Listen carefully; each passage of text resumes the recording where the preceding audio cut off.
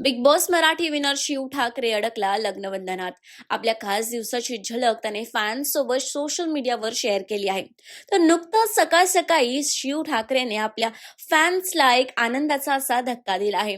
शिवने आपल्या खास दिवसाची एक छोटीशी झलक सोशल मीडियावर शेअर केली आहे. शिव ठाकरे आता लग्नबंधनात अडकलेला आहे.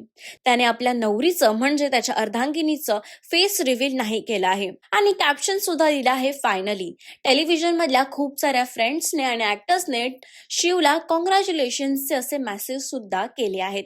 पण काही फॅन्स कमेंट्स करत आहेत की शिव ठाकरे खरंच लग्नबंधन अडकलाय की त्याचं हे अपकमिंग प्रोजेक्ट आहे, पण ह्याची पूर्तता अजून शिवने केली नाहीये. तर काही लोकांना तर शिव हा खरंच मॅरिड आहे असंच वाटतंय.